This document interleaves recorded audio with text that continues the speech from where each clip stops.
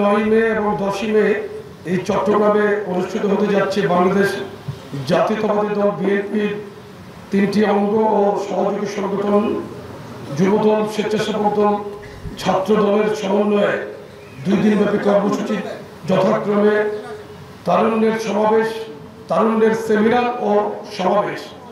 বিএনপির ভারপ্রাপ্ত চেয়ারম্যান জনাব তারেক রহমানের নির্দেশনায় বিএনপি ও যুবদল আন্দোলনে শরিক রাজনৈতিক দলগুলো ঘোষিত 31 দফা রূপরেখা বাস্তবায়নে তরুণ সমাজকে নীতি প্রণয়ন ও প্রক্রিয়ায় সম্পৃক্ত করার লক্ষ্যে শুরু হচ্ছে মাসব্যাপী কর্মসূচি। জাতীয়তাবাদী যুবদল, স্বেচ্ছাসেবক দল ও ছাত্র দলের যৌথ আয়োজনে দেশের 4টি বিভাগীয় কেন্দ্রে অনুষ্ঠিত হবে ধারাবাহিক সেমিনার ও সমাবেশ। কর্মসূচির প্রতিটি আয়োজনেই গুরুত্ব পাবে বিষয়ভিত্তিক পলিসি ডায়ালগ, যার মাঝে রয়েছে কর্মসংস্থান, শিক্ষা, স্বাস্থ্য, কৃষি, পরিবেশ, প্রযুক্তি ও রাজনৈতিক অধিকার সহ নানা বিষয়ে তরুণদের ভাবনা। এই কর্মসূচির প্রথম সেমিনারটি অনুষ্ঠিত হবে আগামীকাল 9 মে এই চট্টগ্রামে। কর্মসংস্থান ও বহুমাত্রিক শিল্পায়ন নিয়ে তারুণ্যের ভাবনা শীর্ষক সেমিনারটি বিকেল 3টায় চট্টছড়ি রোডের আন্তর্জাতিক সম্মেলন কেন্দ্রে শুরু হবে।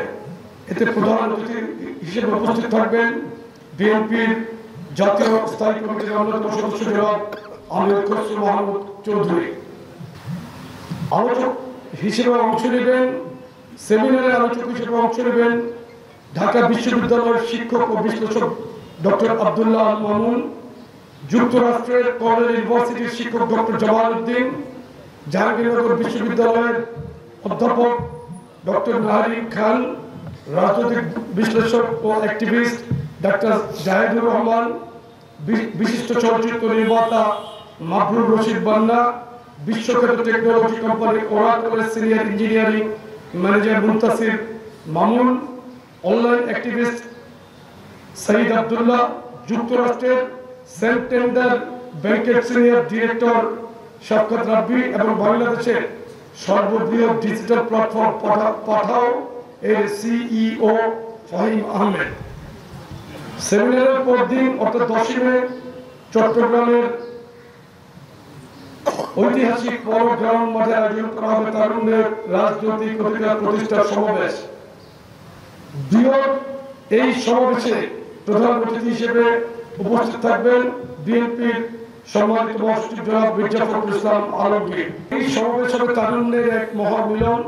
এখানে সমবেত হবেন দেশের শ্রেণী পেশা, বিশ্বাস, মতাদর্শ ও সামাজিক পটভূমি থেকে উঠে আসা তরুণ তরুণীরা, যারা স্বপ্ন দেখেন একটি আধুনিক, ন্যায্য ও মানবিক বাংলাদেশে। তাদের সঙ্গে থাকবেন বিএনপি ও অঙ্গ সহযোগী সংগঠনের নিবেদিত প্রাণ নেতা কর্মী ও সমর্থক বৃন্দ, যারা গণতন্ত্র ও জনগণের অধিকার প্রতিষ্ঠার দৃঢ় প্রতিজ্ঞ।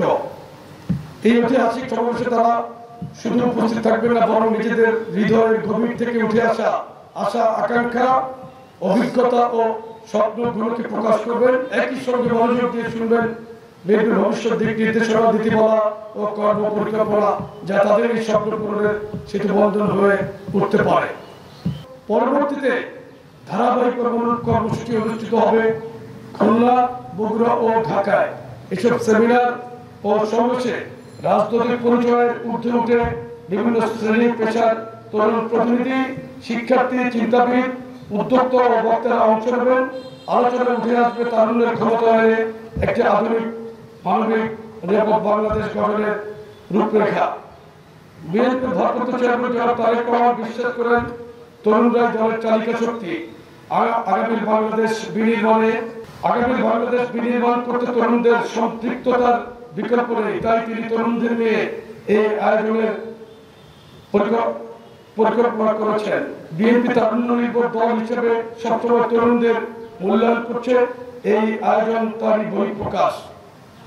জাতীয়তাবাদী যুবদল, স্বেচ্ছাসেবক দল ও ছাত্র দলের সমন্বিত এই কর্মসূচিগুলো মূল লক্ষ্য হল জনগণের ভাবনা ও প্রত্যাশার সমন্বয়ে দলীয় নীতি ও রূপরেখার জনকল্যাণমুখী করে তোলা।